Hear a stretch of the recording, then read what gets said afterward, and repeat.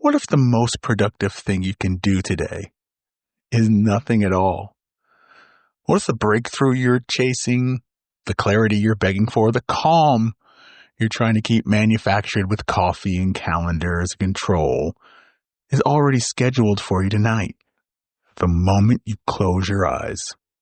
Today, we're talking about sleep and naps, not as luxuries, not as rewards, but as your brain's nightly save button.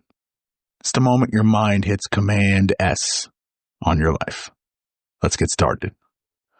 Welcome to the Catalyst Podcast. I'm your host, Jason. You can catch us on all your favorite platforms. We're on Facebook, we're on YouTube, Instagram, Threads, TikTok. You can also listen to our episodes on Amazon Music, Apple Podcast, Spotify, iHeartRadio, and our home on Podbean. And if you'd like to reach out to us, we'd love to hear from you. You can reach us at Catalyst Motivation Podcast at gmail.com. That's Catalyst Motivation Podcast at gmail.com. Join the community. Be part of something truly, truly transformative. Oh, and don't forget, we have a book. We have a book out. It's called The Ways of Compromise. And it is available through Kindle or wherever you get your digital books. It's also in paperback. Go out, check it out. It's a great way to have something as a piece to create dialogue and communication in a world that's so very divided. Go ahead and pick it up. We'd really appreciate it. Welcome to episode 129 of the Catalyst Podcast. Sleep is your brain's save button. Okay, so we live in a culture that worships exhaustion. I mean, we really do. Dark circles are treated like merit badges. I've only slept 4 hours is said with much pride as I ran a marathon. We've all lived there, right? You know, you can remember yourself lying in bed, your eyes closed, your brain racing, like it had 8 browser tabs open and music playing somewhere where you couldn't find it. You tell yourself, just one more day to get through until tomorrow. And then tomorrow comes and you still feel behind and foggy and reactive. But here's the thing nobody talks about. Sleep deprivation doesn't make you tired. It makes you less.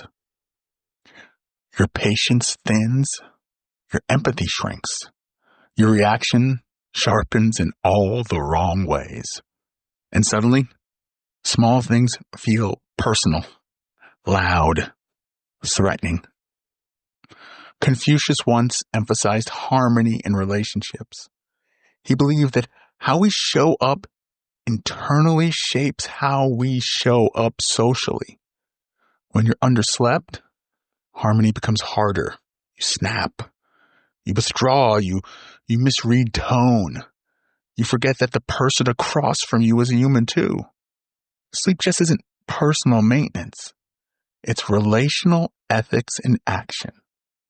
So let's talk about what sleep actually does, the science behind it.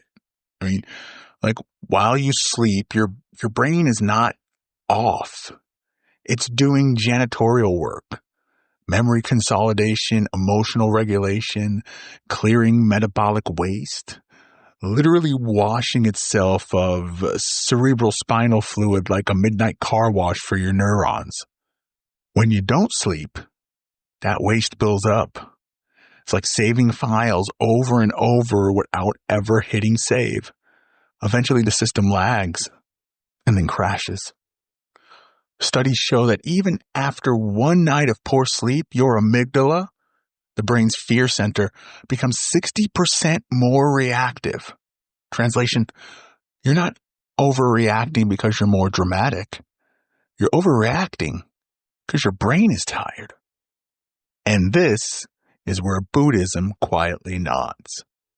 Buddhism teaches compassion, not just as a moral command, but as a natural state that arises when the mind is clear. Sleep restores clarity. A rested mind is more spacious. It's less judgmental. and more forgiving. Ever notice how everything feels heavier at 2 a.m.? The email feels crueler. That mistake feels permanent. Then the morning comes and you sleep and suddenly it's manageable again. That's not weakness, folks. It's wisdom. And if this is landing, do me a favor, pause for a second and share this episode. There may be someone in your life who might need permission to reset. So go ahead and share it. Okay, let's continue on.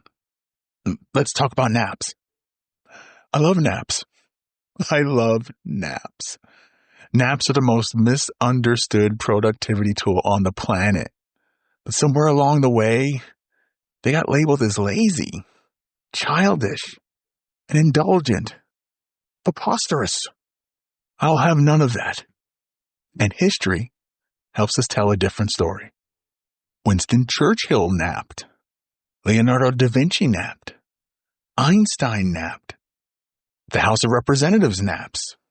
The Senate naps. Okay, I'm sorry. No, they weren't falling behind, right? A 20-minute nap. A 20-minute nap can improve alertness, mood, and learning. It's like a software update without shutting down the whole system. Taoism teaches balance, yin and yang, effort and ease, action and rest. When we push without pause, we break rhythm. Naps restore flow. They remind the body that it doesn't have to live in permanent overdrive. I used to be one who resisted naps because I thought it meant that I was failing in life. But now they are my secret weapon. It's a quiet admission that I'm a human being and I need that. It so revitalizes me. To be honest, some of my best ideas have arrived not while grinding, but while resting. If your brain had a voice during a nap, it would probably whisper, "Finally, I can finish processing." But here's the harder truth. Chronic sleep deprivation doesn't just affect performance. It affects your identity. When you're tired, you default to habits instead of values. You react instead of choose. You scroll instead of reflect. You eat what's ever fastest. You say things you don't fully mean. The Stoics talked about self-discipline, but not as punishment, as alignment, as the ability to act according to reason instead of impulse. Sleep strengthens that ability. A rested person has more choice, more pause between stimulus and response, more space between the ability to live deliberately. Marcus Aurelius wrote about meeting the day prepared for difficulty. Sleep is part of that preparation. It's not avoidance. It's armor. Remember that. Indian philosophy often speaks about unity.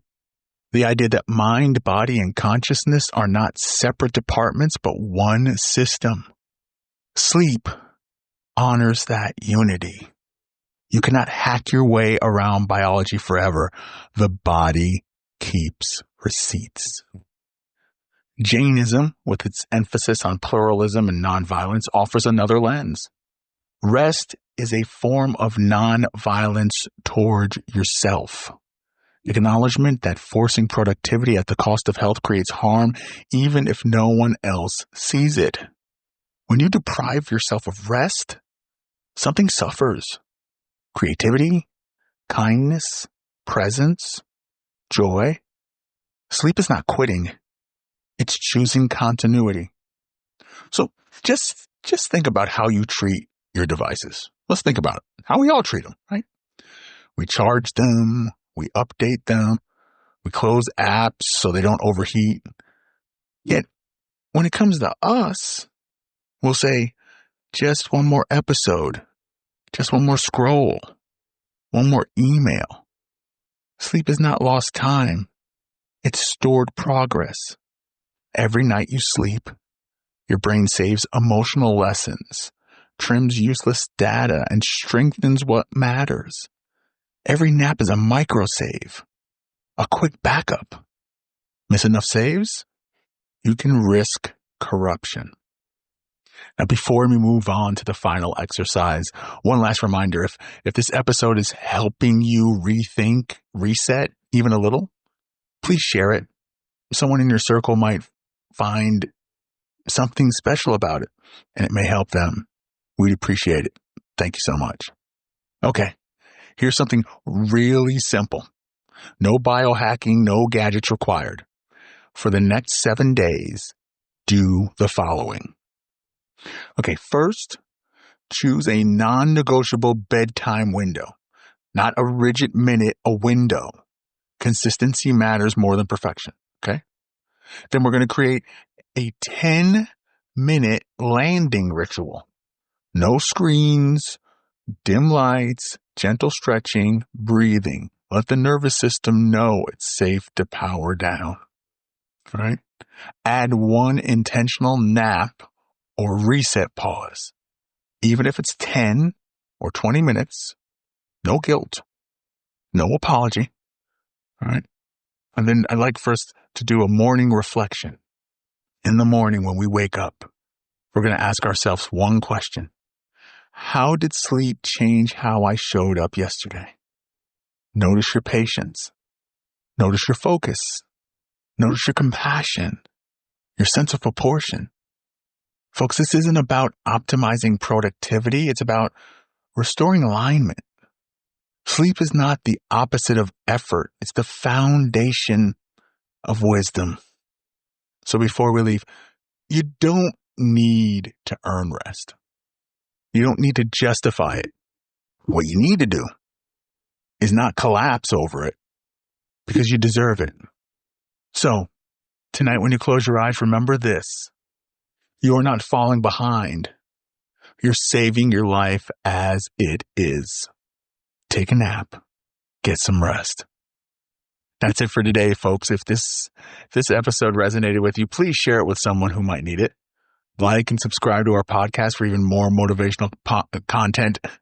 And follow us on Facebook or YouTube or Instagram. We're also on Threads and TikTok. I want to thank you so much for listening to episode 129 of the Catalyst Podcast. Please make sure to check out our book, The Ways of Compromise. In the world that we live in, we've separated so far. It's time for us to come back together. And this is what this book talks about, and hopefully we can start doing that. You can pick it up on Kindle or anywhere you find books. So we hope to see you and hear from you next time for episode 130. 130 episodes. Wow. Go be great.